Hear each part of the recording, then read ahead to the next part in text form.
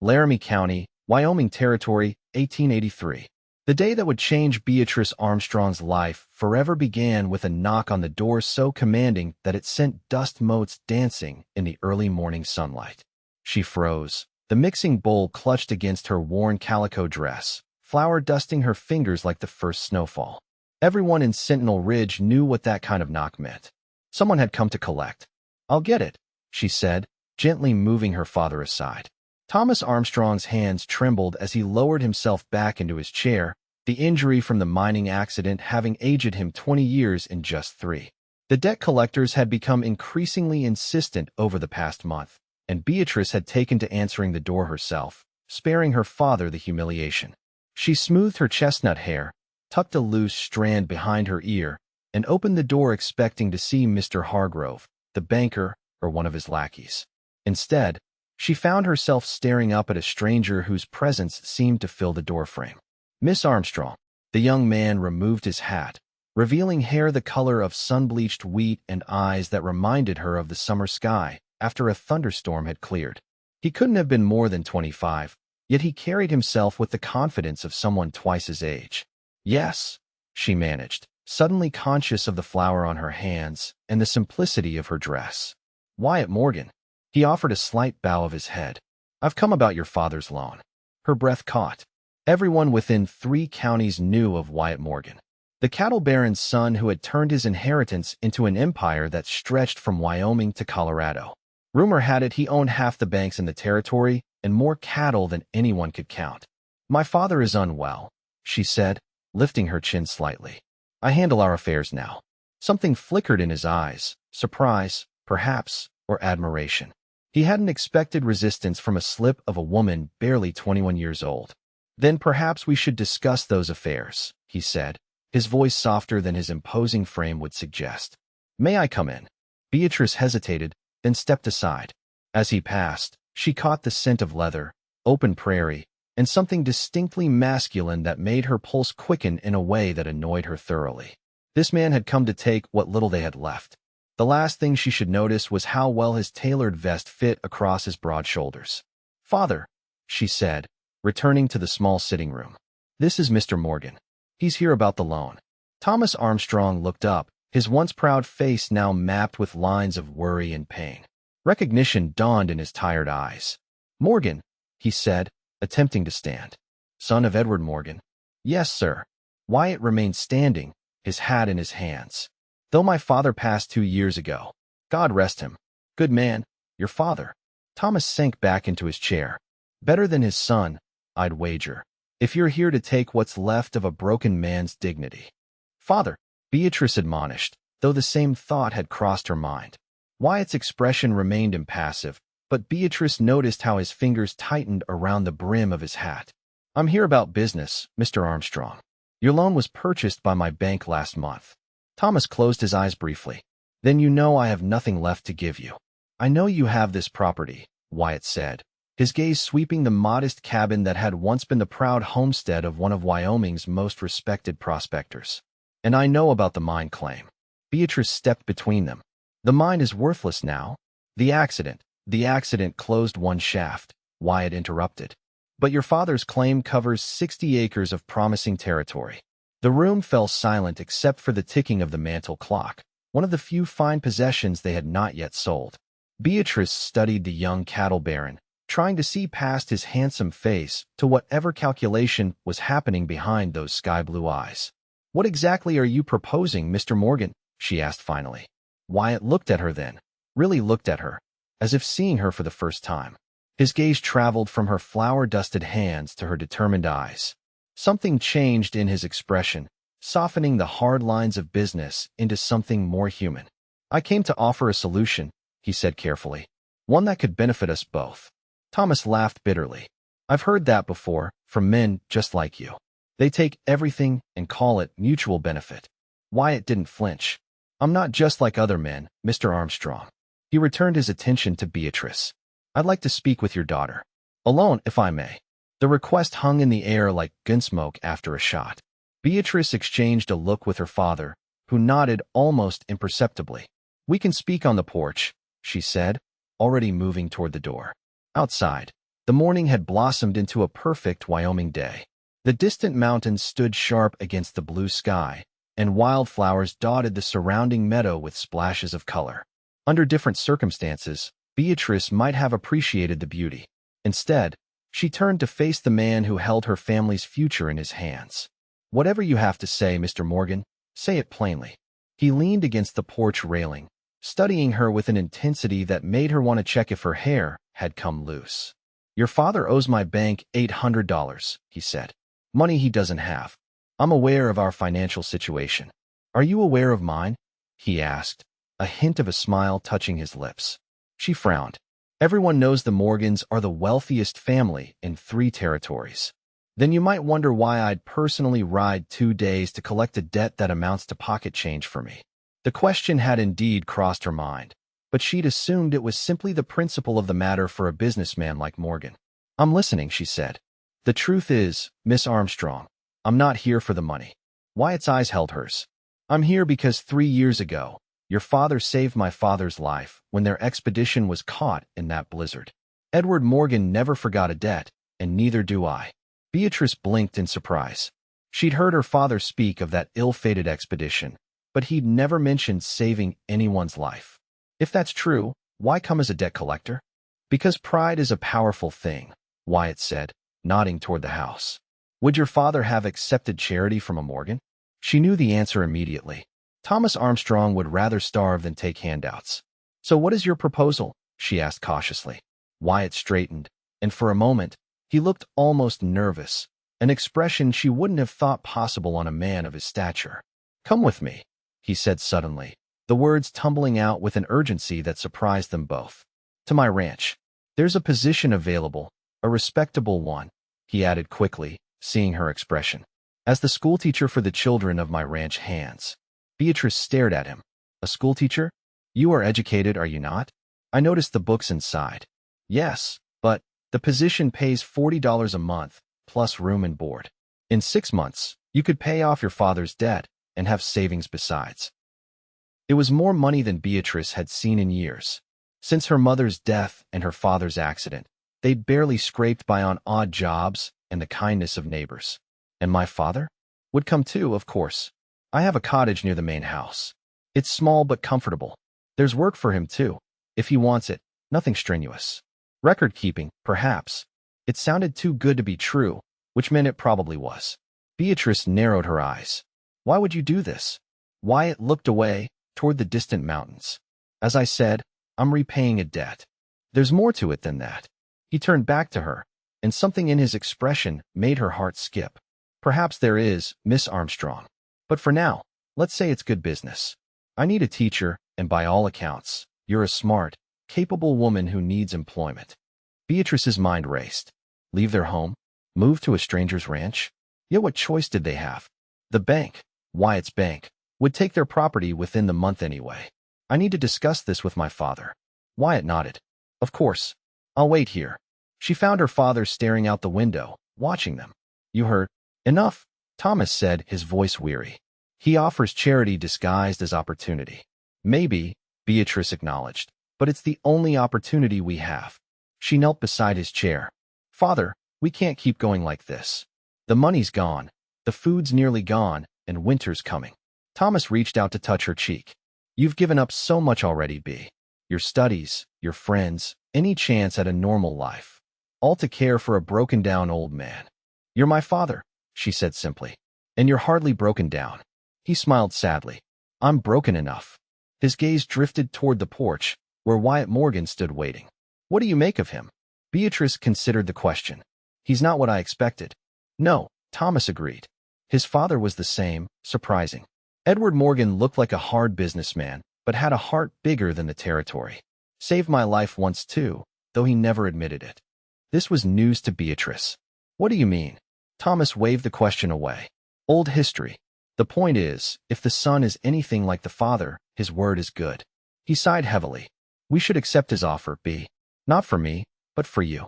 There's nothing for you here but watching me fade away." "Don't talk like that. It's the truth, and we both know it." He took her hands in his. "At the Morgan Ranch, you'd have a proper job, meet people your own age. Maybe even." He trailed off, but his meaning was clear. Father, she felt her cheeks flush. Mr. Morgan is offering employment, nothing more. Thomas's eyes twinkled with the first genuine amusement she'd seen in months. I saw the way he looked at you, girl. That wasn't just a potential employer sizing up a schoolteacher. Before Beatrice could formulate a suitably indignant response, a knock came at the door frame. Wyatt stood there, hat still in hand. Forgive the interruption, he said, but I should mention that we would need to leave by tomorrow if you decide to accept. I have business that requires my return. Thomas and Beatrice exchanged a look.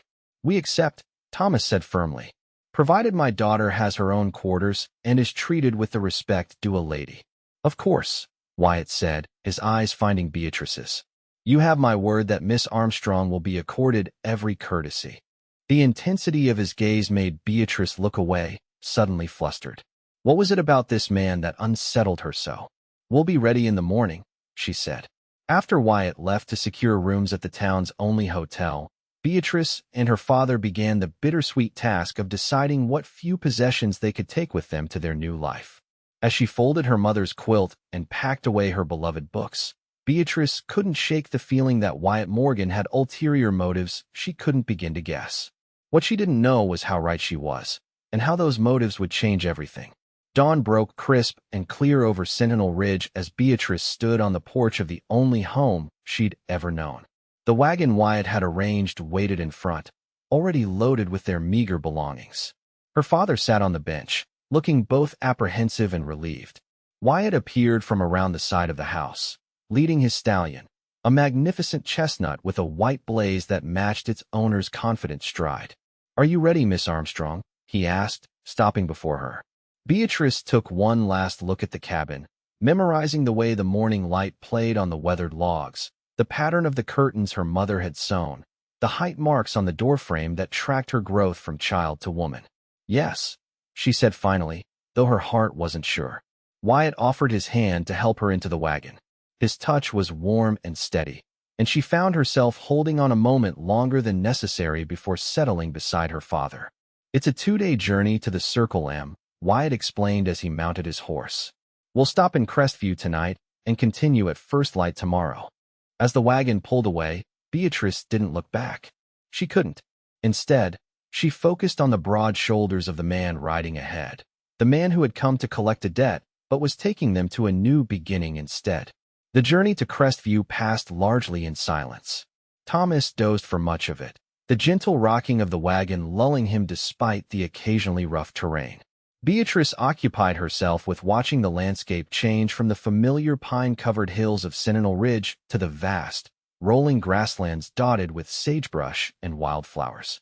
Occasionally, Wyatt would drop back to ride alongside the wagon, pointing out landmarks or sharing bits of local history. During these moments, Beatrice found herself studying him when he wasn't looking, the strong line of his jaw, the way the sun had kissed his skin to a golden tan, the unexpected gentleness in his hands as he handled the reins of his spirited horse. Have I answered all your questions satisfactorily, Miss Armstrong? He asked during one such moment, catching her gaze. Beatrice flushed, embarrassed at being caught staring. Actually, I have several you haven't answered at all. His eyebrows rose. Such as why a man of your position would personally travel to collect a small debt. And don't say it's just to repay my father's kindness to yours. There are simpler ways to do that. Wyatt's expression grew thoughtful. You're direct. I appreciate that. He adjusted his hat against the afternoon sun. The truth is, your father's mine claim interests me. Not for the gold, that vein played out years ago, but for the water rights attached to it. Water rights.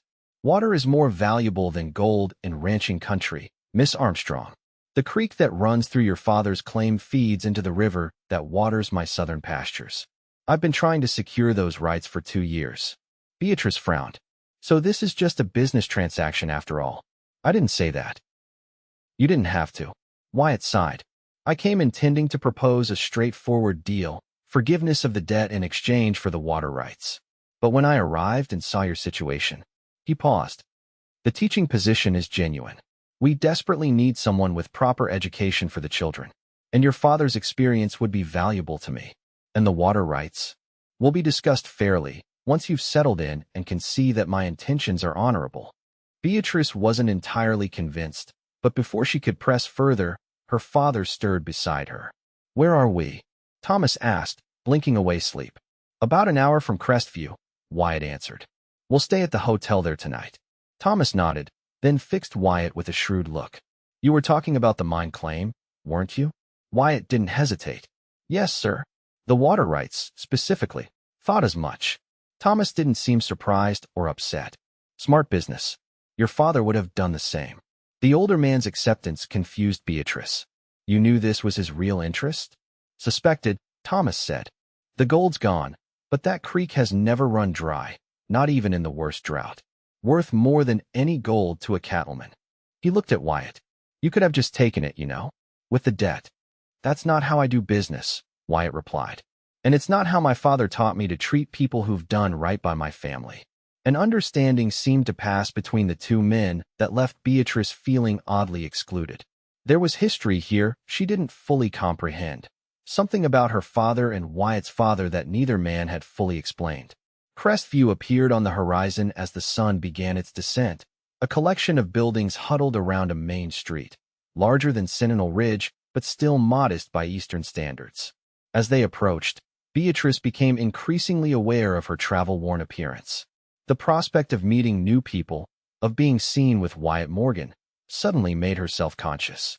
"The hotel has a dining room," Wyatt said as they pulled up to a two-story building with a wide porch. "But if you prefer privacy after your journey, I can arrange for meals to be brought to your rooms." "The dining room is fine," Thomas said before Beatrice could respond. "We're not delicate flowers, Morgan." "No, sir, you certainly are not." The hotel was the finest establishment Beatrice had entered in years. Though modest by big city standards, it boasted clean, well-appointed rooms and a dining room with actual tablecloths and china plates. After settling in and washing away the dust of travel, Beatrice changed into her one good dress, a blue cotton with white piping that had once been her mother's and had been carefully altered to fit her smaller frame. When she joined her father and Wyatt in the dining room, she was gratified to see Wyatt's eyes widen slightly. He stood immediately, pulling out her chair with a gallantry she hadn't expected. "You look lovely, Miss Armstrong," he said quietly as she sat. "Thank you, Mr. Morgan," she replied, equally soft, inexplicably pleased by his approval. Dinner was a surprisingly pleasant affair. Wyatt proved to be an engaging conversationalist, well-informed about everything from politics to literature. He drew Thomas out on mining techniques and geological formations, showing genuine interest in the older man's expertise. Beatrice found herself laughing at his dry wit and contributing to discussions in a way she hadn't in social settings for years. It was during dessert, a surprisingly good apple pie, that the conversation took an unexpected turn. "I understand you were to attend Oberlin College before your mother's passing," Wyatt said casually, as if this weren't information he should have no way of knowing. Beatrice set down her fork. "How did you know that?" Thomas looked equally surprised. Wyatt had the grace to look slightly abashed. "I may have made some inquiries about you before my journey," he admitted. "Business due diligence." "Due diligence usually involves financial matters, not personal history," Beatrice pointed out. "True," Wyatt conceded. "But I find character more important than collateral." He leaned forward slightly. "So it's true? You were accepted to Oberlin?" Beatrice hesitated, then nodded. "Yes, I was to study literature and education. But then Mother took ill, and—" She didn't need to finish. The story was common enough in the West. Dreams deferred or abandoned due to family tragedy. "Did you know," Wyatt said, "that the Circle M has one of the finest private libraries in the territory? My mother was an avid reader. She used to have books shipped from New York, London, even Paris." "A library?" Despite herself, Beatrice couldn't hide her interest. "More books than you could read in a year," Wyatt confirmed. "They're yours to use, of course." The offer dangled before her like a precious gem. Access to books, to knowledge, to the world of ideas she'd been forced to set aside. It was almost too perfect, as if Wyatt Morgan had deliberately crafted an enticement she couldn't resist. "That's very generous," she said cautiously. "Not generosity. Those books should be read, not gathering dust." He smiled, and Beatrice was struck by how it transformed his face, softening the businessman into something more approachable, more human. Besides, a good teacher should have resources. As dinner concluded, Thomas excused himself, claiming fatigue from the journey. Beatrice suspected he was giving her and Wyatt time alone, a suspicion confirmed by the wink he gave her when Wyatt wasn't looking. Left alone with her enigmatic benefactor, Beatrice felt suddenly shy. To cover her discomfort, she turned the conversation to practical matters. How many children will I be teaching? Currently 12, ranging from 6 to 16, Wyatt replied. Children of my foreman, cowboys, and household staff. Some ride in from neighboring homesteads. And the schoolhouse. A proper building with desks, a blackboard, and even a small bell on the roof. His eyes crinkled at the corners when he smiled. My mother insisted on it. She was something of a patron of education. She sounds remarkable. She was. A shadow passed over his features. She passed away 5 years ago. Pneumonia. I'm sorry, Beatrice said softly, recognizing the familiar pain of loss. Thank you. Wyatt's eyes met hers, and for a moment, a current of understanding passed between them. Two people who knew what it was to lose a parent too soon. The moment stretched, comfortable in its shared vulnerability, until the waiter's approach broke the spell. Wyatt settled the bill and suggested they retire for the evening. We should leave at dawn, he said as he walked her to the stairs. It's a long day's ride to reach the ranch before dark. At the base of the staircase, he paused. Miss Armstrong, he began, then hesitated. Yes, Mr. Morgan. I want you to know that despite how our arrangement began, I genuinely believe it will benefit us both. His voice had lost its businesslike edge, revealing something more personal beneath. I hope in time you'll come to see the Circle M as home. The sincerity in his expression made Beatrice's heart beat faster. I hope so too, Mr. Morgan. Wyatt, he corrected gently. If we're to work together, I'd prefer you call me Wyatt. Then you must call me Beatrice. Beatrice, he repeated, as if testing how it felt on his tongue. It suits you. He took her hand then, not to shake it, but to lift it briefly to his lips in a gesture so unexpected and old-fashioned that Beatrice felt warmth rush to her cheeks. Good night, Beatrice, he said, releasing her hand. Until tomorrow. As she climbed the stairs to her room, Beatrice couldn't help but wonder what other surprises Wyatt Morgan might have in store, and why the thought made her both nervous and exhilarated. The next morning dawned clear but cold, with the first hints of autumn crispness in the air. Beatrice dressed warmly in her practical traveling clothes, braided her hair securely, and joined her father and Wyatt for an early breakfast before their departure. The second day's journey took them deeper into ranching country. The landscape opened up into vast grasslands where cattle grazed in numbers Beatrice had never seen before. Occasionally they passed other travelers, cowboys moving herds, freight wagons hauling supplies, once even a stagecoach bound for Cheyenne, but for the most part, they had the trail to themselves. Wyatt rode alongside the wagon more frequently now, pointing out landmarks and boundaries that meant nothing to Beatrice but clearly represented significant investments to him. His knowledge of the land was impressive. Every creek, hill, and grazing area had a purpose in the complex operation of his ranch. Just over that ridge is the beginning of Circle M land, he said in the late afternoon, gesturing toward a distant rise. Once we cross Elk Creek, we'll be on Morgan property all the way to the main house. How much land do you own? Beatrice asked, unable to fathom the scale of what she was seeing. The core ranch is about 60,000 acres, Wyatt replied, with grazing rights to another 40,000 of public land. Thomas whistled low. That's a small kingdom, Morgan. It's a lot to manage, Wyatt acknowledged. But it's been in my family for 3 generations. My grandfather came out here with nothing but a wagon, 12 cows, and a dream. There was pride in his voice, but also something else, a weight of responsibility that Beatrice hadn't expected from someone so young. She realized with sudden clarity that behind his confident exterior, Wyatt Morgan carried burdens few could understand. As they crested the ridge, Beatrice's breath caught.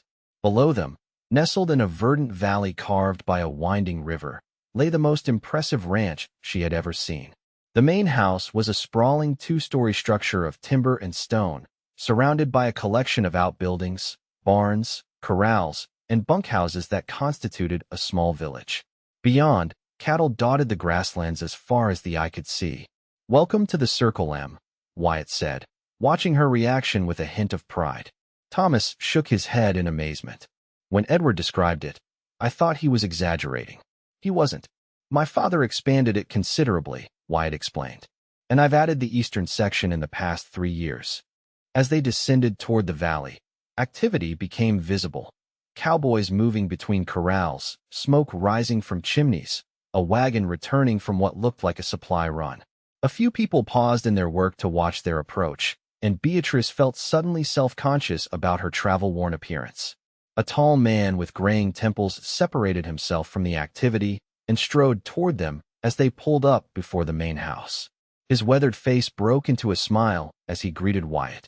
"About time you got back, boss. Denver buyers are coming day after tomorrow, and half the paperwork isn't ready." "Good to see you too, Frank," Wyatt replied with good-natured sarcasm. He dismounted and turned to help Beatrice down from the wagon. "Frank Hollister, my foreman." "Frank, this is Miss Beatrice Armstrong and her father, Thomas. Miss Armstrong is our new schoolteacher." Frank's eyebrows rose slightly as he took in Beatrice, but he recovered quickly, touching the brim of his hat. "Ma'am, Mr. Armstrong, welcome to the Circle M."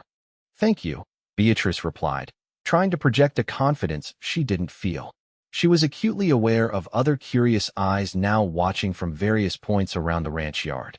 "Mrs. Hollister has prepared the cottage," Frank continued, "and my wife's beside herself with excitement about having a real teacher for the children. Been talking of nothing else since your telegram arrived." Wyatt smiled. "I thought she might be pleased." He turned to Beatrice and her father.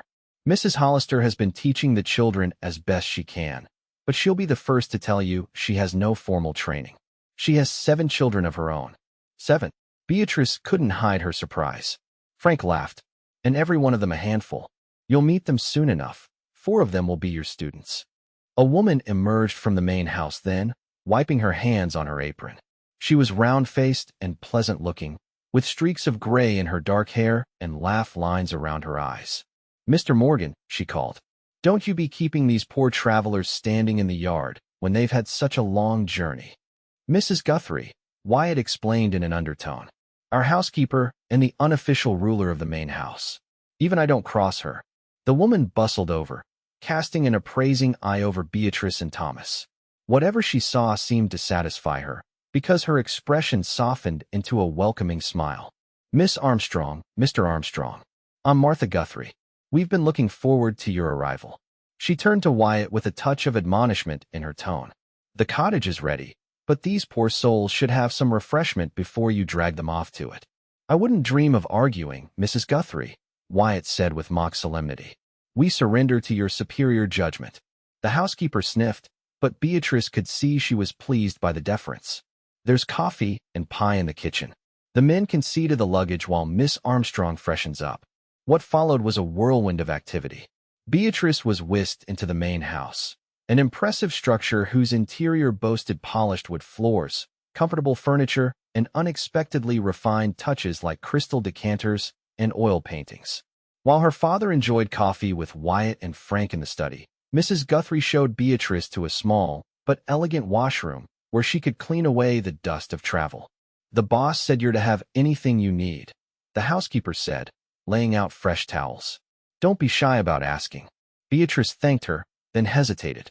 "Mrs. Guthrie, may I ask, is it usual for Mr. Morgan to personally recruit staff from such a distance?"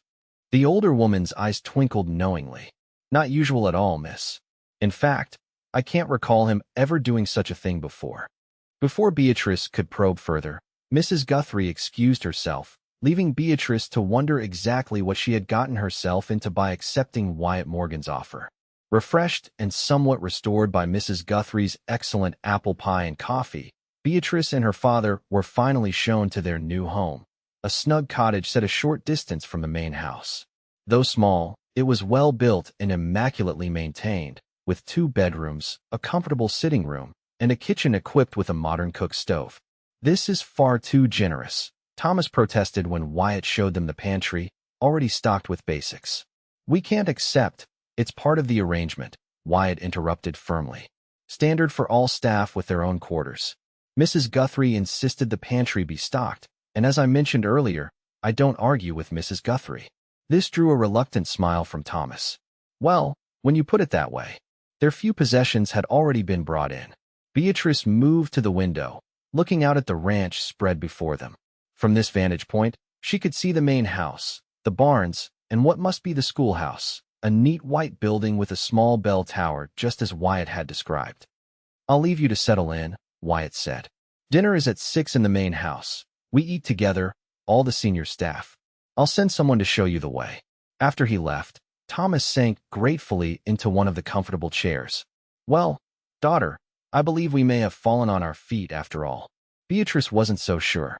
Everything about their situation seemed too perfect, too convenient. Wyatt Morgan might claim he was repaying a debt, but she couldn't shake the feeling that there was more to his interest in them, in her, than he had revealed. "Perhaps," she said cautiously, "but I think we should reserve judgment until we've been here longer." Thomas studied her face. "You don't trust him." "I don't know him," Beatrice corrected. "And neither do you, not really. I knew his father." "That's not the same thing." Thomas sighed. "No, I suppose not." He gazed around the comfortable cottage. "But whatever his motives, he's offered us a chance few in our position would get. For now, I suggest we make the best of it." Beatrice couldn't argue with that logic. Whatever game Wyatt Morgan might be playing, they had little choice but to play along, at least until she understood the rules. Dinner at the main house introduced them to the inner circle of the Circle M. Besides Wyatt, Frank Hollister and his wife Mabel, and Mrs. Guthrie, there was Mr. Peterson, the ranch accountant, Dr. Jenkins, who served as the ranch physician and veterinarian, and Mr. Sullivan, the stable master. All welcomed Beatrice and her father with genuine warmth, though she didn't miss the curious glances exchanged when they thought she wasn't looking. The meal was served in a dining room that would have been at home in a fine Eastern establishment, with gleaming silver, crystal glasses, and china that Beatrice suspected had been imported from Europe. Wyatt presided at the head of the table with a natural authority that belied his youth. Conversation flowed easily, with much of it centered on ranch business. Beatrice listened attentively, gradually building a picture of the Circle M's operations. It was far more complex than she had imagined, with cattle breeding, horse training, hay production, and even a small lumber mill that supplied wood for the region. "Miss Armstrong," Mabel Hollister addressed her during a lull in the conversation. "The children are so excited to meet their new teacher. Several of them have never had formal schooling before." "I'm looking forward to meeting them," Beatrice replied sincerely. "When will classes begin?" "Monday," Wyatt answered from the head of the table. "That gives you the weekend to familiarize yourself with the schoolhouse and prepare. Mrs. Hollister can introduce you to the children informally tomorrow. I've gathered what books and materials we have," Mabel added eagerly. "It's not much, I'm afraid." "Mr. Morgan mentioned a library," Beatrice said, glancing at Wyatt. "Indeed." Wyatt's eyes met hers briefly. "We'll tour it after dinner, if you'd like." The prospect of seeing the library Wyatt had described made the rest of the meal pass in a blur of anticipation for Beatrice. When dinner concluded, Thomas excused himself, claiming fatigue, but not before giving Beatrice another of his knowing looks. She was beginning to find her father's matchmaking efforts rather obvious. "Shall we?" Wyatt offered his arm as the other guests dispersed to their various evening activities. The library was located on the second floor of the main house, behind an imposing oak door. When Wyatt opened it, Beatrice couldn't suppress a small gasp of delight.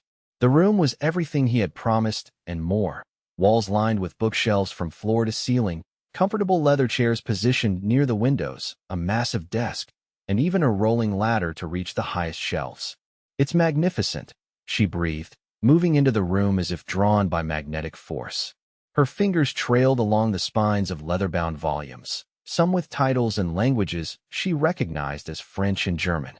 "My mother's pride and joy," Wyatt said, watching her reaction with evident pleasure. She was educated at a women's seminary in Boston. Literature was her passion. Beatrice pulled out a volume of Tennyson's poems, carefully opening its pages. "These must be worth a fortune. Their true value is in being read," Wyatt replied, echoing his words from the previous evening. "Books locked away might as well not exist." She replaced the Tennyson and turned to face him. "Why are you doing this, Mr. Morgan?" "Wyatt," he corrected gently. "Wyatt," she acknowledged. "Why bring us here? The truth, please." He held her gaze for a long moment, then moved to one of the windows, looking out at the ranch now bathed in twilight. "When I was 12, he began, My father took me on my first cattle drive to Cheyenne. It was meant to be my initiation into the business. 3 days out, we were caught in a blizzard that came out of nowhere. Beatrice moved closer, sensing this was important. We lost 7 men, Wyatt continued. My father and I got separated from the others. Our horses spooked and ran. We were on foot in whiteout conditions, freezing to death by inches.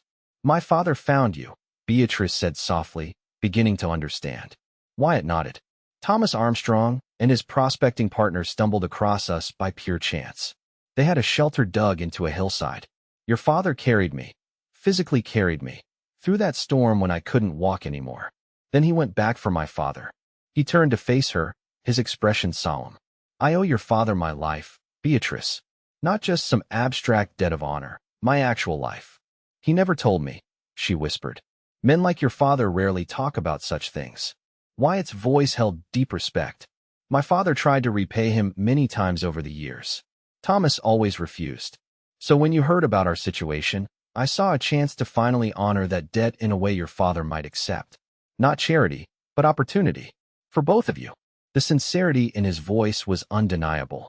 Beatrice felt something inside her soften toward this man whose motives she had questioned. Thank you for telling me, she said. It explains much. Not everything, Wyatt admitted, taking a step closer to her. There's another reason I came to Sentinel Ridge myself instead of sending an agent. What reason? He hesitated, seeming uncharacteristically uncertain. 3 months ago, I was in Denver for a Cattlemen's Association meeting. I overheard 2 men from your region discussing Thomas Armstrong's daughter, how she had single-handedly kept their family afloat after his accident, how she had the education of an Easterner but worked like a frontiersman, how she... He paused, looking slightly embarrassed. How she was the prettiest girl in 3 counties, but too proud to accept any suitor's help. Beatrice felt her cheeks grow warm. Gossip travels far. Indeed, Wyatt agreed. But it piqued my interest. When I learned your father was the same man who saved my life all those years ago, it seemed like... He trailed off. Providence, she suggested. I was going to say fate, but Providence works too. The admission hung between them, altering the dynamic of their relationship in ways Beatrice wasn't prepared to examine too closely. Whatever Wyatt's initial interest, they were now employer and employee, benefactor and recipient. Anything more would be inappropriate, regardless of how his blue eyes made her heart race or how his nearness caused her breath to catch. I should return to the cottage, she said, taking a step back. Father will be waiting. Wyatt nodded, respecting her retreat. Of course. May I walk you back? Thank you, but I remember the way. She moved toward the door, then paused, turning back to him. The library. May I truly use it whenever I wish? His smile returned, warming his features. Whenever you wish. Consider it yours. As Beatrice made her way back to the cottage in the gathering darkness, her mind whirled with new information and conflicting emotions. Wyatt Morgan was not the cold businessman she had initially thought him to be, but neither was he simply a grateful son repaying a debt. His interest in her, acknowledged however obliquely, complicated a situation already fraught with imbalances of power and obligation. Yet as the cottage came into view, lamplight spilling welcomingly from its windows, Beatrice couldn't deny the small flutter of excitement beneath her practical considerations. Whatever Wyatt Morgan's ultimate intentions might be, life at the Circle M promised to be far from dull. The weekend passed in a whirlwind of activity. Beatrice spent Saturday morning touring the schoolhouse with Mabel Hollister, taking inventory of the available supplies and books. The building was simple but well-constructed, with large windows that let in abundant natural light, a pot-bellied stove for heating, and desks enough for 20 students, though there were currently only 12. It's a proper school, Beatrice said appreciatively, running her hand along the teacher's desk at the front of the room. Mr. Morgan insists on the best for the children, Mabel replied. Says an educated workforce is worth the investment. In the afternoon, Mabel introduced Beatrice to her future pupils at an informal gathering outside the schoolhouse. The children ranged from shy 6-year-old twins to a gangly 16-year-old boy who pretended indifference but couldn't hide his curiosity about his new teacher. They're good children, mostly, Mabel said after they had dispersed. Billy Jenkins, the oldest boy, might give you some trouble at first. Thinks he's too grown for schooling. But he's smart as a whip if you can engage him. Thank you for the advice, Beatrice said. And for all your help. It's my pleasure, Mabel replied warmly. We've needed a real teacher here for so long. The children deserve better than my haphazard lessons between cooking and mending. That evening, Wyatt joined them for a simple supper at the cottage. Thomas had spent the day with the ranch accountant, who had offered him a position helping with record-keeping. Light work that wouldn't strain his injured leg, but would keep him busy and provide additional income. It's perfect, Thomas said, looking more animated than he had in months. Peterson says their filing system is a disaster. Apparently, the previous assistant had his own unique organizational method that no one can decipher. Sounds like you'll have your hands full, Wyatt observed with a smile. Best medicine for a man my age is to feel useful again, Thomas replied. He glanced between Wyatt and Beatrice. And what did you think of the schoolhouse, daughter? It's wonderful, Beatrice admitted. Better equipped than I expected. I took the liberty of ordering additional books and materials from Denver, Wyatt said. They should arrive within the week. Beatrice looked at him in surprise. That's very generous. He shrugged, appearing almost embarrassed by her gratitude. It's a practical investment. Many of my men have families here. Educated children become valuable adults. But there was something in his expression that suggested his motives weren't entirely business-oriented. Beatrice was beginning to recognize the pattern. Wyatt Morgan cloaked his generosity in practical terms, as if uncomfortable acknowledging the kindness that seemed to come naturally to him. Sunday brought the first real test of Beatrice's integration into the Circle M community.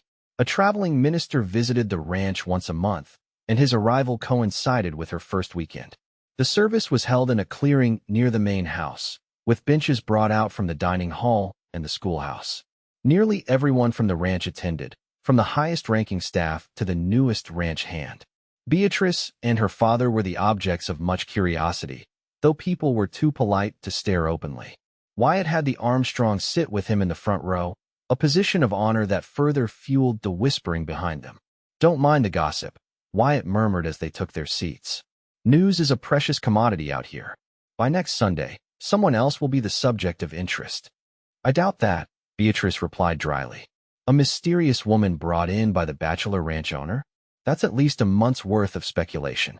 Wyatt's laugh drew even more curious glances. Fair point, though I'm hardly mysterious. You are to them. She nodded toward the assembled ranch hands and their families. How many of them really know you, I wonder? The question seemed to give him pause. Before he could respond, the minister called for attention to begin the service. The sermon was mercifully brief, focusing on community and neighborly support, themes that resonated with the isolated ranch population. Afterward came the social part of the gathering, with food spread on tables and people mingling freely. Beatrice found herself surrounded by women eager to meet the new schoolteacher. They were friendly but probing, their questions thinly veiling their real curiosity about her relationship with Wyatt. She answered carefully, emphasizing the professional nature of her position and her father's connection to the Morgan family. Across the clearing, she could see Wyatt engaged in conversation with several of his men, though his eyes occasionally sought her out. Each time their gazes met, a small jolt of awareness passed through her, making it difficult to concentrate on what the women around her were saying. He's never brought a woman to the ranch before, one of the younger wives whispered when conversation had moved on to the upcoming harvest dance. Not to stay, anyway. I'm here as the schoolteacher, Beatrice reminded her firmly. Nothing more. The woman exchanged knowing looks with her companions. If you say so, Miss Armstrong. But I've never seen the boss watch a schoolteacher quite that way before. Before Beatrice could formulate a suitably neutral response, she felt a presence at her side and turned to find Wyatt himself. Ladies, he greeted the group with a tip of his hat, causing a flutter among the younger women. I hope you're making Miss Armstrong feel welcome. Very welcome, Mr. Morgan, one replied with a smile. We were just discussing the harvest dance. Excellent, Wyatt said. Miss Armstrong, I hope you'll attend. It's one of our most important community traditions. Put on the spot, Beatrice could hardly refuse. Of course. It sounds lovely. Perfect. He offered his arm. Now, if you'll excuse us, ladies, I promise to introduce Miss Armstrong to Judge Wilkins before he leaves. He serves on the Territorial Education Board. The excuse was transparent but effective. As Wyatt led her away, Beatrice couldn't help but feel grateful for the rescue. "Thank you," she said when they were out of earshot. "They were very kind, but they were interrogating you," Wyatt finished with a knowing smile. "Ranch wives are worse than any lawman I've ever met when it comes to extracting information." Beatrice laughed. "I survived, barely. I have no doubt." His expression softened as he looked down at her. "You belong here, you know. Already, I can see it. The children respond to you. The women accept you. And even my most taciturn cowboys tip their hats when you pass." The compliment warmed her unexpectedly. "It's only been 2 days. Some things don't need time to be evident." He gestured toward where Thomas sat with Dr. Jenkins and Mr. Peterson, animatedly discussing something that had all 3 men laughing. "Your father, too. He looks 10 years younger today than when you arrived." It was true. The change in Thomas was remarkable and heartening. For the first time in years, he seemed engaged with life rather than merely enduring it. "I'm grateful," Beatrice admitted softly, "for all of this." Wyatt's hand covered hers where it rested on his arm. "Don't be grateful yet. Wait until you've faced a classroom of ranch children Monday morning." His jest lightened the moment, dispelling the dangerous intimacy that had been building between them. But as they rejoined the larger group, Beatrice couldn't ignore the lingering warmth of his touch, or the increasingly complicated feelings it evoked. Monday morning arrived crisp and clear, with just enough autumn chill to hint at the coming winter. Beatrice dressed with special care in her best blouse and skirt, braided her hair into a coronet, and gathered the materials she had prepared over the weekend. "You look every inch the schoolmarm," Thomas teased over breakfast. "All you need is a ruler to wrap knuckles." "I prefer more modern teaching methods," Beatrice replied, though she was too nervous to match his light tone. Despite her preparation and experience tutoring younger children in Sentinel Ridge, this would be her first time leading a formal classroom. The walk to the schoolhouse gave her time to gather her thoughts. As she approached, she saw children already gathering outside, some playing tag while others stood in small clusters talking. They quieted as she neared, watching her with expressions ranging from curiosity to wariness. "Good morning," she called cheerfully, unlocking the door. "Please come in and find seats." The children filed in, the younger ones wide-eyed and excited, the older ones trying to appear nonchalant. Billy Jenkins, the 16-year-old, slouched in last, taking a seat at the back where he immediately leaned back in his chair, arms crossed. Beatrice stood at the front of the room, surveying her pupils. 12 children, each with different needs, abilities, and attitudes. The challenge was daunting but exhilarating. "My name is Miss Armstrong," she began, writing it on the blackboard. "I'm very pleased to meet all of you. Before we begin our lessons, I'd like to learn your names and a little about each of you." The ice-breaking exercise worked well with the younger children, who eagerly shared their names and favorite activities. The older ones were more reserved, but gradually warmed as Beatrice asked thoughtful questions about their interests. Only Billy remained aloof, giving monosyllabic answers when directly addressed. After assessing their current knowledge, Beatrice divided them into 3 groups based on ability rather than age, assigning appropriate work to each. While one group read silently, she worked directly with another, moving between the groups throughout the morning. By lunchtime, she had won over most of the children. Even Billy had grudgingly completed the mathematics problems she had set, though he had done so with performative sighs and eye-rolling. The afternoon session went equally well until about an hour before dismissal, when a commotion erupted between 2 boys over a shared slate. Before Beatrice could intervene, Billy was out of his seat, separating the younger children with a firm but gentle touch. "Knock it off, you two," he said authoritatively. "This ain't the bunkhouse." The boys immediately settled, looking chastened. Billy caught Beatrice watching him and quickly returned to his seat, affecting disinterest again. But she had seen something revealing in that moment, a natural leadership and concern for the younger children that belied his rebellious attitude. When the school day ended, Beatrice held Billy back as the others rushed out into the afternoon sunshine. "What?" he asked defensively. "I didn't do anything wrong." "On the contrary," Beatrice replied, "you did something right. Thank you for helping with Tyler and Joseph." Billy shrugged, uncomfortable with the praise.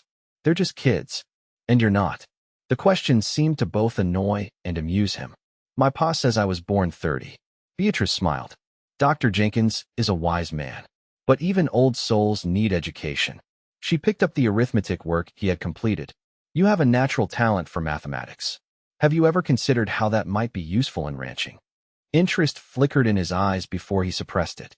Don't need fancy sums to rope cattle. Perhaps not. But ranch management involves complex calculations, breeding percentages, feed costs, profit margins. She set the paper down. Mr. Morgan uses mathematics every day in his business decisions. The mention of Wyatt caught Billy's attention. Like most of the boys on the ranch, he clearly admired the owner. Mr. Morgan went to college back east, Beatrice continued. Did you know that? Cornell University. He studied animal husbandry and business. Really? Despite himself, Billy seemed impressed. Really? Beatrice gathered her books. Just something to consider. You're dismissed, Billy. As he left, Beatrice smiled to herself. She had found her inroad with the reluctant student. Now she just needed to nurture that spark of interest into genuine engagement. She was gathering her things when a knock came at the open door. Looking up, she was surprised to see Wyatt leaning against the doorframe. Successful first day? He asked, entering the classroom. I believe so, Beatrice replied, suddenly self-conscious under his appraising gaze. The children are bright and mostly eager to learn. Even Billy Jenkins? She smiled. You were watching? Just passing by, Wyatt said, though his timing seemed too perfect to be coincidental. I saw him lingering after the others left. Billy needs the right motivation. He's intelligent, but sees school as irrelevant to his future. A common view among ranch boys his age, Wyatt acknowledged. They're eager to prove themselves as men. I mentioned you studied at Cornell, Beatrice admitted. It seemed to impress him. Wyatt laughed. Using me as an example of scholarly achievement? That might be stretching the truth a bit. I wasn't exactly a model student. But you went, Beatrice pointed out. That's more than most ranch owners can claim. My mother's influence, he said, moving to examine the day's lessons written on the blackboard. She insisted her son would have every advantage education could provide. She sounds like a remarkable woman. She was. Wyatt turned back to her, his expression softening with memory. You would have liked her, I think. And she would have adored you. The personal nature of the comment caught Beatrice off guard. I'm sure she would have appreciated any qualified teacher for the children, she said carefully. It's not the teacher she would have adored, Wyatt replied, his gaze holding hers. It's the woman. The air between them seemed to thicken with unspoken meaning. Beatrice busied herself with arranging papers, needing a distraction from the intensity of his presence. I should be getting back to the cottage, she said. Father will be wondering where I am. Wyatt accepted the change of subject gracefully. Of course. May I walk with you? I was heading in that direction anyway.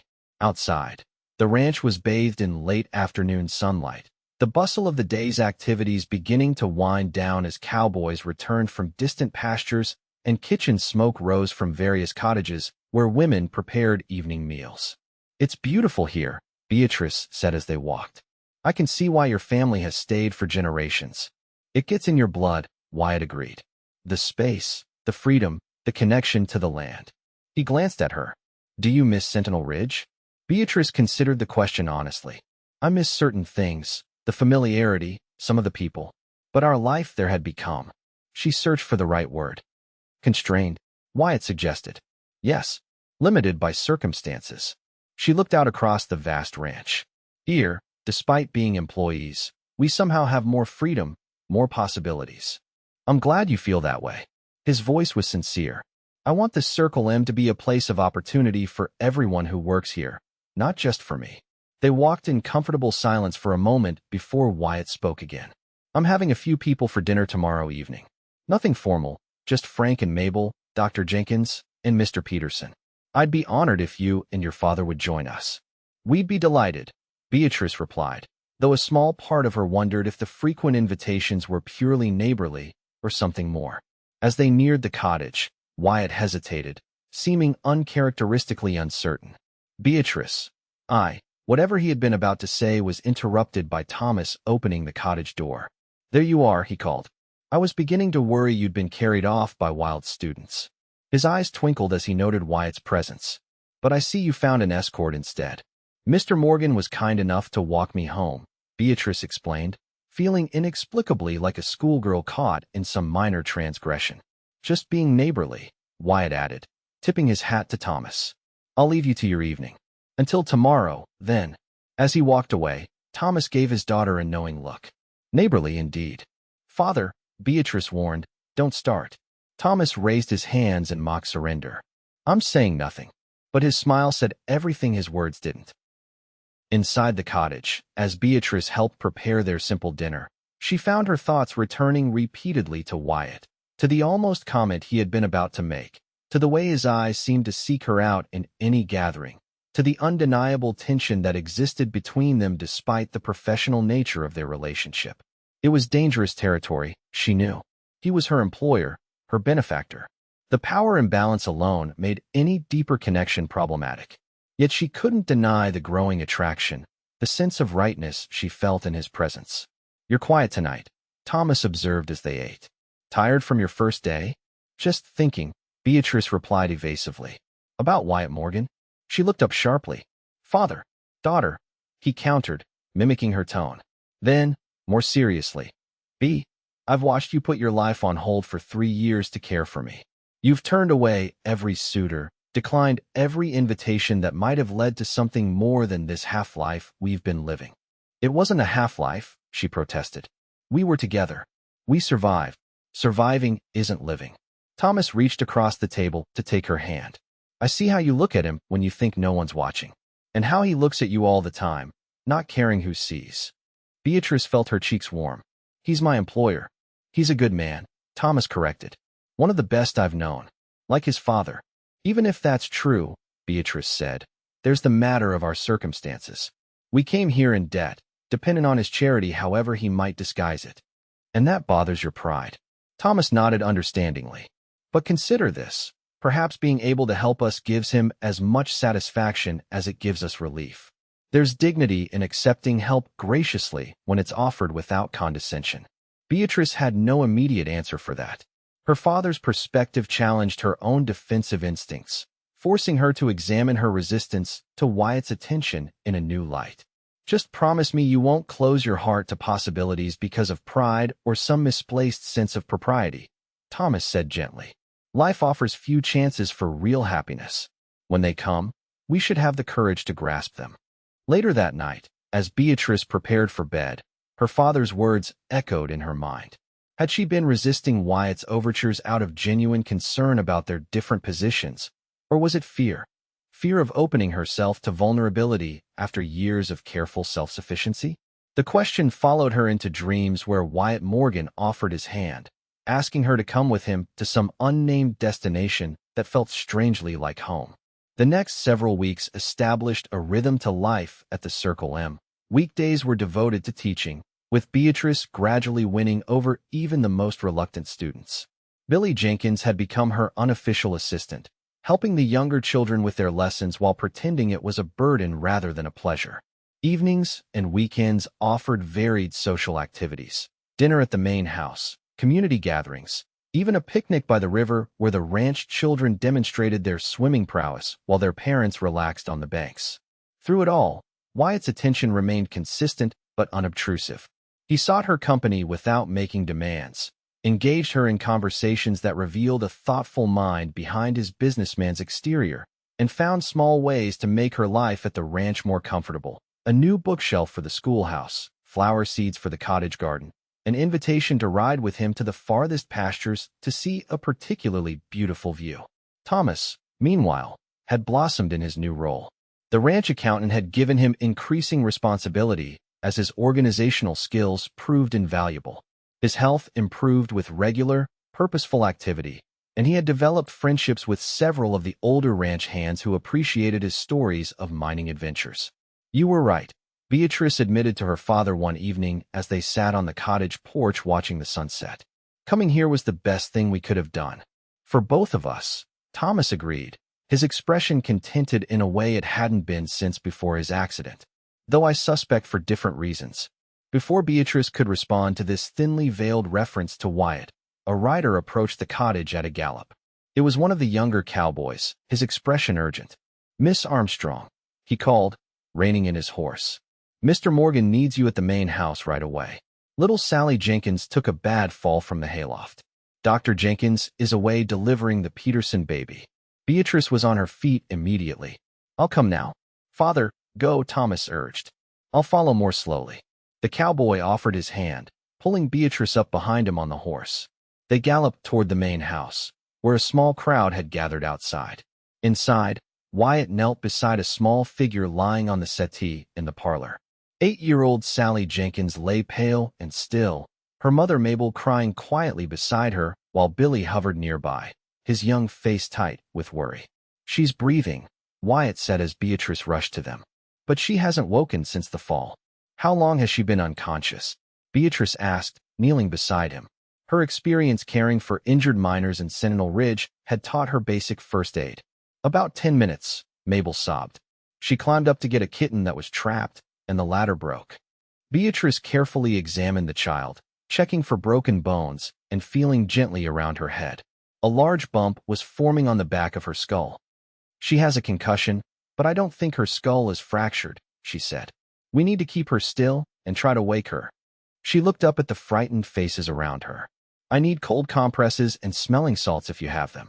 Mrs. Guthrie hurried away to fetch the requested items, while Beatrice continued her examination. When the housekeeper returned, Beatrice placed the cold compress on the bump and waved the smelling salts under Sally's nose. The child stirred, moaning softly. "Mama," she whispered, her eyes fluttering open. "I'm here, baby." Mabel gasped, fresh tears flowing, these of relief. "My head hurts," Sally complained weakly.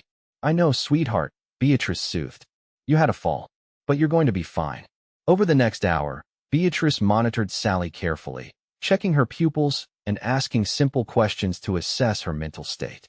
By the time Dr. Jenkins arrived, breathless and apologetic for his absence, the child was sitting up and asking for a cookie. "You did exactly right," the doctor told Beatrice after his own examination confirmed her diagnosis. "She's lucky you were here." As the Jenkins family prepared to take Sally home, the doctor insisting on carrying her himself, Beatrice found Wyatt watching her with an expression that made her heart skip. "You were remarkable," he said quietly when the others had gone. "So calm, so confident. You knew exactly what to do." Beatrice shrugged, suddenly self-conscious. "I've had practice. Mining accidents were common in Sentinel Ridge. Still, you saved that child a great deal of suffering." He stepped closer. "You continually surprise me, Beatrice Armstrong." The intensity in his blue eyes made her breath catch. They were alone in the parlor, the rest of the household having dispersed once the crisis passed. In the soft lamplight, Wyatt looked younger, less the imposing ranch owner and more the man beneath the title, a man whose gaze made her pulse quicken and her common sense waver. "I should get back to Father," she said, though she made no move to leave. "He'll be worried." "He arrived during the excitement," Wyatt told her. "Mrs. Guthrie insisted he stay for dinner when he heard you'd be occupied with Sally. He's in the dining room now." Oh, the knowledge that they truly were alone heightened the tension between them. Beatrice took a step toward the door, then stopped as Wyatt spoke again. "Beatrice." Just her name, but the way he said it held a question, a request. When she turned back to him, he had closed the distance between them. He reached for her hand, holding it between both of his. "I've respected your boundaries these past weeks," he said, his voice low and earnest. "I've tried to show you with actions rather than words what I feel. But after tonight, seeing you in that moment of crisis, so capable, so caring, I find I can't remain silent any longer." Beatrice's heart thundered in her chest. "Wyatt, please, let me finish." His thumbs traced small circles on her palm, sending shivers up her arm. "When I came to collect your father's debt, I had no idea what I would find in Sentinel Ridge. I certainly never expected to find you. A woman so strong, so intelligent, so beautiful that she's occupied my thoughts every moment since." The words she had both longed for and feared hung in the air between them. Beatrice knew she should step back, maintain the professional distance that propriety demanded. Instead, she found herself moving closer, drawn by the sincerity in his eyes and the warmth of his touch. "You don't know me," she whispered. "Not really." "I know enough," he countered. "I know you sacrificed your dreams to care for your father. I know you approach every challenge with determination and grace. I know your smile can light a room and your mind can match any I've encountered." He raised one hand to touch her cheek, the gesture so gentle it brought unexpected tears to her eyes. What I don't know is whether you could ever feel for me what I have come to feel for you. Beatrice closed her eyes briefly, overwhelmed by the honesty of his declaration. When she opened them, she found the courage to be equally honest. I've tried not to feel anything, she admitted softly. You're my employer, my benefactor. There are 1,000 reasons why any attachment between us would be inappropriate. And yet, Wyatt prompted, hope kindling in his expression. And yet, she continued, I find myself looking for you in every room, treasuring every conversation, thinking of you at the most unexpected moments. The smile that broke across his face was radiant. Then I'm not alone in this. No, Beatrice said, allowing herself to acknowledge what she had been denying for weeks. You're not alone. Wyatt's hand slid from her cheek to cradle the back of her head, his touch feather-light. May I kiss you, Beatrice Armstrong? Rather than answer with words, Beatrice closed the last distance between them, rising on tiptoe to press her lips to his. The kiss was gentle at first, tentative, but quickly deepened as Wyatt's arm encircled her waist, drawing her against him. Time seemed to stop as they discovered each other in this most intimate of ways. Beatrice had been kissed before, awkward, fumbling attempts by boys in Sentinel Ridge, but never like this. Wyatt kissed her as if he had been waiting his entire life to do so, with a reverence that made her feel cherished and a passion that awakened answering desire within her. When they finally broke apart, both breathless, Wyatt rested his forehead against hers. I've wanted to do that since the moment I saw you on your father's porch, he confessed. Beatrice laughed softly, even covered in flour and looking suspicious. Especially then. He brushed a strand of hair from her face. You were magnificent, ready to defend your father against whatever threat I represented. A knock at the parlor door interrupted the moment.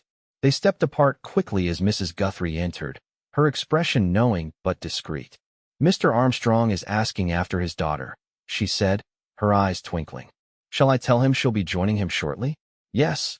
Thank you, Mrs. Guthrie, Wyatt replied with remarkable composure. We were just discussing Sally's condition. Of course you were, sir, the housekeeper replied, her tone making it clear she believed nothing of the sort. Dinner is served whenever you're ready. With that, she withdrew, closing the door behind her. I believe we've been found out, Beatrice said, smoothing her hair self-consciously. Wyatt captured her hand, bringing it to his lips. Would that be so terrible? The question held more meaning than its simple words suggested. Beatrice considered it carefully, aware that her answer would set the course for whatever lay ahead. No, she said finally. Not terrible at all, but complicated. Life is complicated, Wyatt agreed. The question is whether the complications are worth navigating for what lies on the other side. As they walked to the dining room, hands reluctantly separating as they entered the more public space, Beatrice found herself believing that perhaps they were. The harvest dance arrived on a perfect autumn evening. The ranch yard transformed by lanterns, bunting, and a wooden dance floor constructed specially for the occasion. Musicians had been brought in from the nearest town, and nearly everyone within 50 miles had come to celebrate the successful end of the season. In the weeks since their first kiss, Beatrice and Wyatt had developed a relationship that balanced discretion with growing affection. They were careful to maintain professional boundaries during school hours and in public settings, but found increasing opportunities for private moments. Walks by the river, horseback rides to distant parts of the ranch, quiet evenings in the library where conversation and stolen kisses created an intimacy beyond the physical. Thomas observed their courtship with paternal satisfaction, offering neither interference nor commentary beyond an occasional knowing smile when Wyatt called at the cottage. The debt that had brought them to the Circle M was rarely mentioned, though Beatrice knew her father had begun making small payments from his wages despite Wyatt's protests. For the harvest dance, Beatrice wore her best dress, a deep green with modest lace trim that had been her mother's. She had hesitated to wear something so clearly from another era, but when she emerged from her bedroom to find Wyatt waiting in the cottage parlor, his appreciative gaze eliminated any doubts. You look beautiful, he said, standing immediately. Beside him, Thomas beamed with paternal pride. Doesn't she, though? The image of her mother at that age. Then your mother must have been lovely indeed, sir, Wyatt replied, offering Beatrice his arm. Shall we? The dance was already in full swing when they arrived. Children darted between groups of adults, couples whirled on the makeshift dance floor, and long tables groaned with food prepared by every household on the ranch. Their entrance caused a momentary lull in conversation. Though most had guessed at the developing relationship between the ranch owner and the schoolteacher, this was their first official appearance together at a social event. Beatrice felt a flush rise to her cheeks at the attention, but Wyatt's steady presence beside her gave her confidence. The evening passed in a blur of activity. Beatrice danced not only with Wyatt but with her father, Frank Hollister, Dr. Jenkins, and even young Billy, who had cleaned up impressively for the occasion and managed a creditable waltz despite his adolescent awkwardness. Between dances, she found herself surrounded by the ranch women, their initial curiosity now transformed into genuine friendliness. "You've done wonders with the children," Mabel Hollister told her warmly. "Billy actually asked for a book to read last week." "A book?" "My son, who used to say reading was for babies and city folk. He's a bright boy," Beatrice replied. "He just needed to find material that interested him." "Well, whatever you're doing, keep doing it." Mabel squeezed her hand. "And not just with the children." She nodded discreetly toward Wyatt, who was engaged in conversation with several ranchers across the yard. "I've known that man since he was knee-high to a grasshopper. Never seen him like this. Happy, really happy. That's your doing." Before Beatrice could formulate a response, the fiddler called for a special dance, a pattern dance that required changing partners throughout. Wyatt appeared at her side as if conjured, claiming her as his starting partner. As they moved through the intricate steps, switching partners and returning to each other, Beatrice felt a lightness she hadn't experienced in years. When the dance ended, leaving her breathless and laughing in Wyatt's arms, she knew with sudden clarity that she was falling in love with him, had perhaps been falling since that first day on her father's porch. The realization must have shown in her face, because Wyatt's expression softened as he looked down at her. "What are you thinking?" he asked quietly. "That I'm happy," she replied simply. "Truly happy." His smile was tender. "Come with me," he said, taking her hand. "There's something I want to show you." They slipped away from the celebration, Wyatt leading her toward a small rise overlooking the ranch.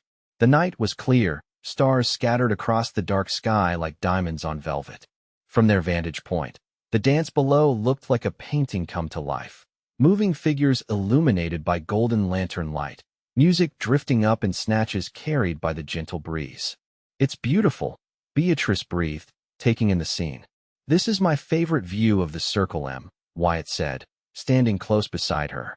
"From here, you can see almost the entire heart of the ranch, the place that has been my family's legacy for generations." There was something in his tone that caught Beatrice's attention, a seriousness beneath the casual words. She turned to face him, finding his expression intent in the starlight. "Wyatt, is everything all right?" He took both her hands in his. "Better than all right. Beatrice, these past months with you have been the happiest of my life. You've brought something to the Circle M, to me, that I never knew was missing." Her heart began to race. "Wyatt, please, let me finish." He drew a deep breath. "When I came to collect your father's debt, I had no idea I would find my future. But that's what happened. You're what happened." To Beatrice's shock, Wyatt Morgan, proud ranch owner, respected businessman, pillar of the community, dropped to one knee before her, still holding her hands. "Beatrice Armstrong, I love you. Your intelligence, your courage, your compassion, everything about you. I know this may seem sudden, but I've never been more certain of anything in my life." He reached into his pocket and withdrew a small box. "Will you marry me? Will you make the Circle M your home, not as an employee, but as my wife, my partner, my love?" He opened the box to reveal a ring, a perfect diamond flanked by smaller sapphires, gleaming in the starlight. Beatrice gasped, momentarily speechless. In the silence, uncertainty flickered across Wyatt's face. "I understand if you need time to consider." "Yes," Beatrice interrupted, her voice clear and certain. "Yes, Wyatt Morgan, I will marry you." Joy transformed his features. He slipped the ring onto her finger, then stood and pulled her into an embrace so tender it brought tears to her eyes. "I love you," she whispered against his chest.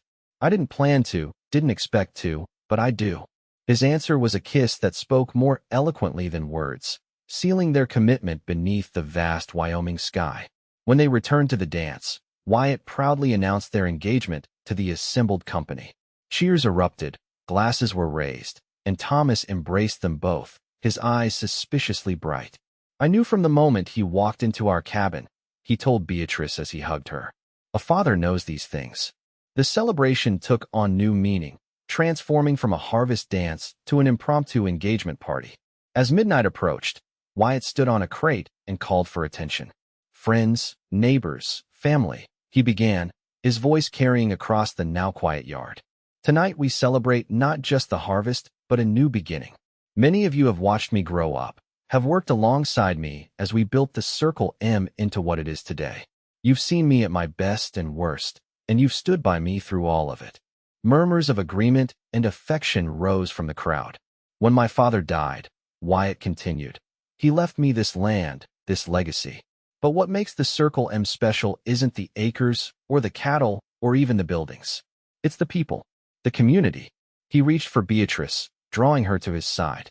"Tonight, I'm the happiest man in Wyoming because this remarkable woman has agreed to share her life with mine. Together, we'll continue the work my parents began, not just raising cattle, but nurturing a place where families can thrive, where children can learn, where community matters." He raised his glass. "To the future Mrs. Morgan, who came here as our teacher and will remain as the heart of the Circle M." As glasses clinked and congratulations flowed, Beatrice looked around at the faces of those who had become her friends in such a short time. From Mabel Hollister's tearful joy to Billy Jenkins's awkward but sincere congratulations, from Mrs. Guthrie's satisfied nod to her father's unabashed pride, each reflected back the sense of rightness, of belonging, that she had found at the Circle M. Later that night, as Wyatt walked her and Thomas back to their cottage, Beatrice's thoughts turned to the strange path that had led her here, from desperate worry in Sentinel Ridge to unexpected joy in the shadow of the mountains. "Penny for your thoughts," Wyatt said, noting her contemplative expression. "I was just thinking about debt," she replied. "How you came to collect one kind but ended up with another entirely." He laughed softly. "If you mean I'm now indebted to you for agreeing to marry me, you're absolutely right." "Actually," she said, pausing at the cottage steps, "I meant that sometimes what seems like a burden can become a blessing in disguise." Thomas, who had tactfully walked ahead to give them a moment alone, looked back with a smile. "Truer words were never spoken, daughter." 6 months later, on a perfect spring morning with wildflowers dotting the ranch meadows, Beatrice Armstrong became Beatrice Morgan in a ceremony attended by everyone from the Circle M and many from surrounding ranches. The schoolhouse had been transformed with flowers and ribbons, and the children whom Beatrice had taught through the winter formed an honor guard as she walked down the aisle on her father's arm. Wyatt waited at the front, his expression one of awe as he watched his bride approach. Beside him stood Frank Hollister as best man, while Mabel served as Beatrice's matron of honor. The minister spoke of partnership, of love forged through mutual respect and shared purpose. As they exchanged vows and rings, Beatrice felt the rightness of the moment, not just the ceremony, but the life they were building together. The celebration afterward lasted well into the night, with dancing, feasting, and toasts that ranged from eloquent to amusingly awkward. Billy Jenkins surprised everyone with a thoughtful speech about how Miss Armstrong had shown him that learning could be an adventure rather than a chore, and how Mr. Morgan had demonstrated that a real man values education as much as writing skills.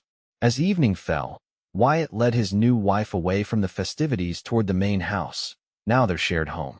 Thomas had insisted on remaining in the cottage, which had been expanded and improved as a wedding gift from Wyatt. "Are you happy, Mrs. Morgan?" Wyatt asked as they stood on the porch, looking out over their land.